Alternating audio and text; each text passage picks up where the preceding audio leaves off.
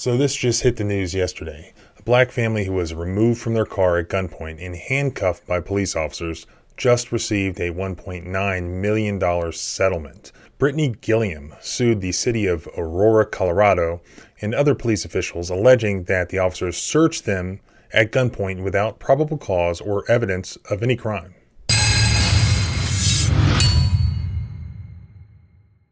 And welcome back to the Civil Rights Lawyer channel. You may remember this video. Brittany Gilliam filed this civil rights lawsuit in 2021. She said in the lawsuit that they were targeted because they were black.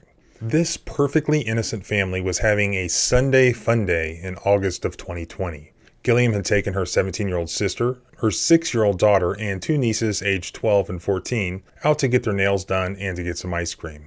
When the group got to the nail salon, they realized it was closed, so they sat in Gilliam's car to look for another place. That's when the police approached their vehicle and ordered everyone out.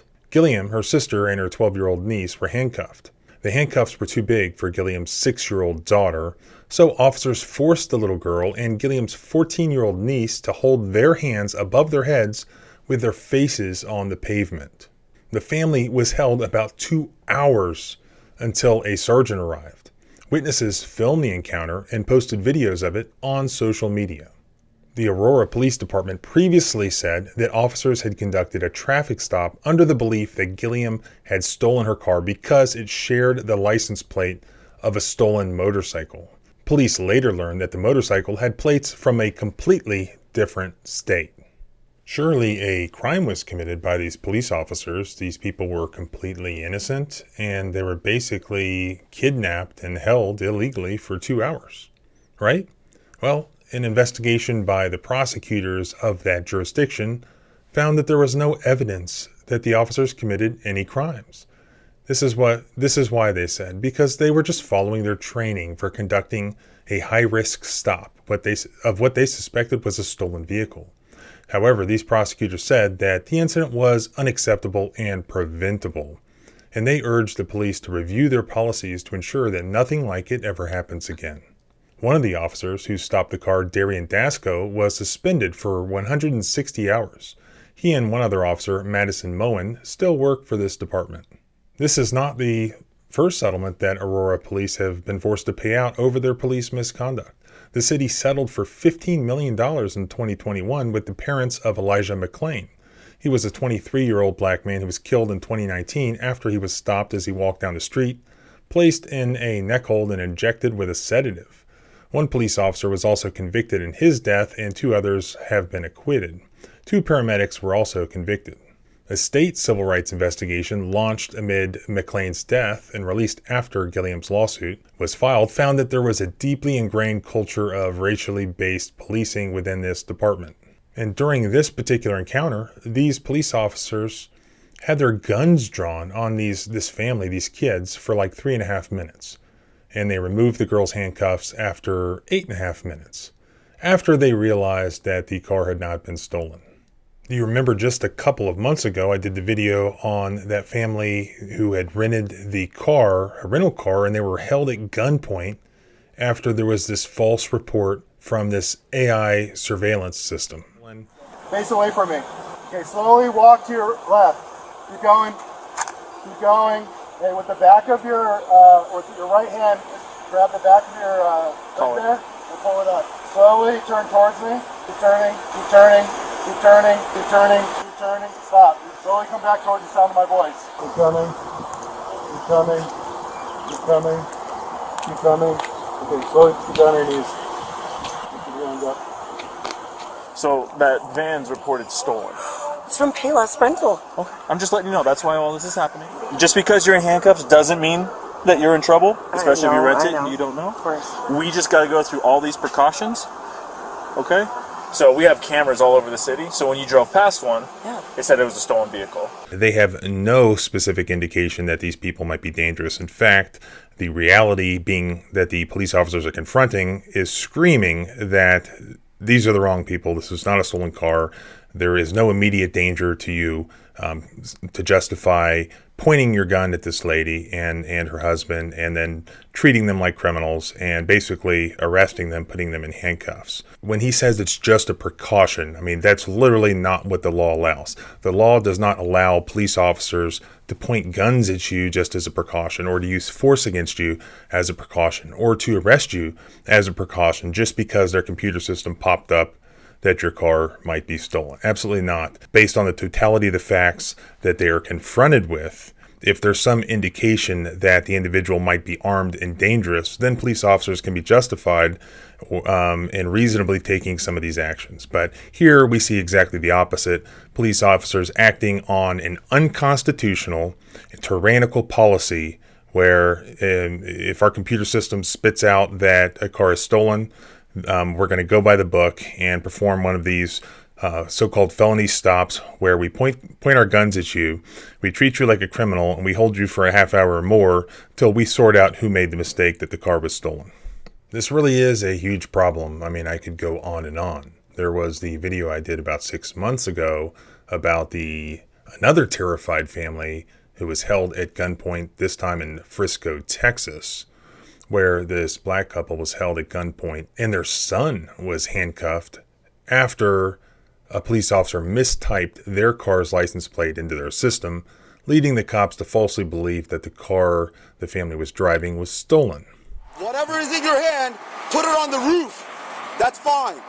Open up the car from the outside. Open up your car door and step out of the car. Unlock your car. Unlock your car. Do it now. Unlock your car. Slowly exit the vehicle. Face away from us. Face away from us. Face away. Turn around. Turn around. It's okay. Turn around. Do not face us. Everybody in the car, hands outside the window. Hands outside. Maintain your hands outside. Driver, slowly lift up your shirt only for us to see your waistband. Slowly spin around. You can lower your shirt a little bit. Lower your shirt. Lower your shirt. We do not need to see your bra. Okay. That's fine. Slowly start walking backwards. Walk backwards. Keep walking. Keep walking backwards. Keep walking. Keep walking. Keep walking. Walk a little faster. The tollway is shut down. Keep walking backwards. Hands up. Keep walking. Keep walking. Keep walking. Keep walking backwards. Keep walking. Stop. Stop. Face away from us. Face away. Face that direction. I'm a transfer cousin. Somebody else. Whose hands? Oh, relax. Put your hands behind your back. Come on, sit back here. Come on. Is this your car? Is this your car? Yes. Okay. Come on. Whose tag is that on the car? Come back here. What happened? Is that your tag on the vehicle? Yeah, I'm from Arkansas, Little Rock. Okay. I'm a nurse. I've never done anything in my life. So where'd you get the tag from? Has that always been the same tag on the vehicle? Yes, Step ma'am. back here. Step back here. What? Okay. So you always had that tag on the Ma'am, vehicle? ever since I've had my car. Okay. I'm from Little Rock, Arkansas. I've never been in trouble Relax. day in my Put life. your hands down. This Relax. is scaring the hell out of me. Relax. Ma'am. I have that anxiety. Okay. I'm trying. Relax. Okay. So are y'all here out of town? Where are you coming? We're a tournament. We're in Super 64 National. Look at my baby. Nothing's gonna happen to him. Nothing's gonna happen to him. As long as your kids in the car. Ma'am, I need you to talk to me. My son and my nephew, we're on the way to a tournament. Okay. Where? Rear passenger behind the driver's seat. Open up your car door and step out of the car slowly. Step out of the car. Face away from us. Face away. Thank you. With one hand, lift up your shirt so we can see your waistband. Now slowly spin around. Slowly spin around. Higher. Lift your shirt higher. 54. Lift the back of your shirt higher. Turn around now. Turn around. That's fine. There should be a gun in the glove box. It should be locked up. That's what you're saying. Occupants in the car, leave your heads outside the car. We know there is a gun in there.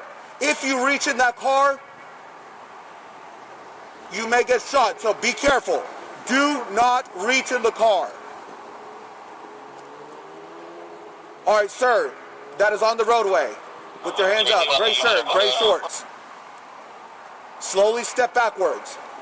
Start stepping backwards to our car. Start walking, keep walking. Keep walking. Keep walking.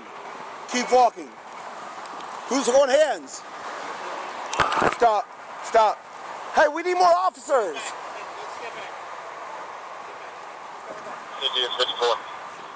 Listen, sir, this is my wife's car. We just in a basketball tournament, bro. Yeah. Man, my son, that's my son. I don't know. Don't worry about it. Listen, bro, we just here for a basketball tournament, bro. We just learned right now. That's why we stopped. Come on, man, don't do this to my son, bro. Please, I'm coming out, bro. Come on out. I don't know. Come on out, please. Can you fit that way or no? I can't fit that way, bro. Come on, man. I'm a basketball coach, bro. It's okay. Look at this, bro. Listen, bro. We are legit. I'm a basketball coach. I got concealed carry and everything, bro. That's why we told you. Y'all put a gun on my son for no reason, Can I explain to you? We ran a tag. The tag came out stolen, but it was the wrong state. Come on, man. Y'all has y'all guns on this, dog. Come on, that's man. standard protocol And for that dude, bro, my brother just got killed not too long ago, bro. We put our, we didn't, That's we bad. were careful. That's a terrible experience, dog. I mean, know. I understand y'all got to do y'all job, man, but we all legit, bro. Yeah, I know. We all legit, bro. Hey, man, listen. This is it was an honest mistake. Okay? Listen, we didn't want to do this. Like, if this was a wrong call, we didn't know, okay? So, just... If the officers have some reason to believe that the people inside the vehicle may be dangerous, then they can order them out at gunpoint.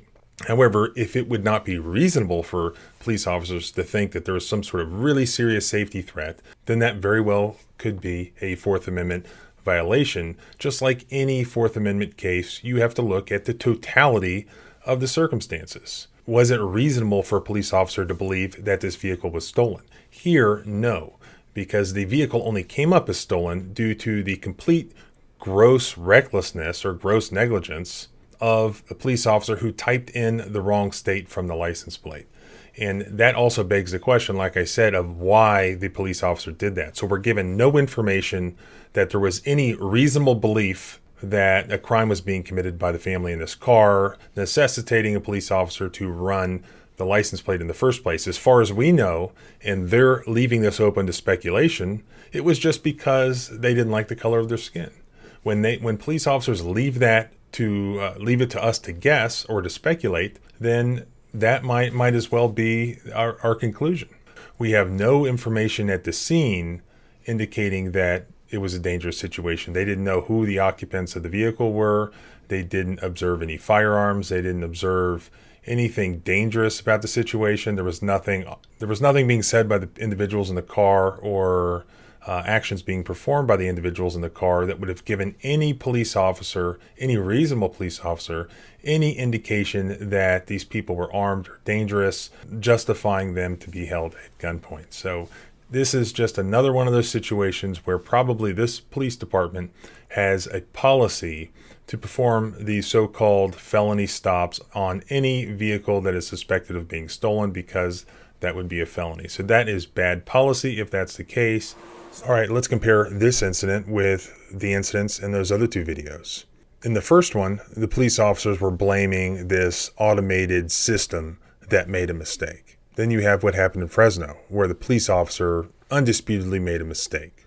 That is basically what we have here, where the numbers were the same apparently, but the police officer failed to differentiate between motorcycle license plates and vehicle license plates. There was no reasonable belief available that these were armed and dangerous individuals that needed to be pulled out of their car at gunpoint and put on the pavement and put in handcuffs, etc., especially for 2 hours. There's no other information here justifying a police officer believing that these individuals had committed any crime or were armed and dangerous. This was purely a reckless or negligent mistake by the police officers, and therefore, I would argue, not reasonable at all. And consistent with that, there was this huge settlement that went along with the conduct in this case. But don't worry, I'm sure there will be additional videos. This is sort of like the middle finger at cops scenario. These are going to continue happening. You can follow me at the blog at thecivilrightslawyer.com, also on Facebook at John H. Bryan, Attorney at Law, and also follow me on Twitter at John Bryan ESQ, especially if you like completely unrelated history posts. Remember, our freedoms don't end where your fear begins. Freedom is scary. Deal with it.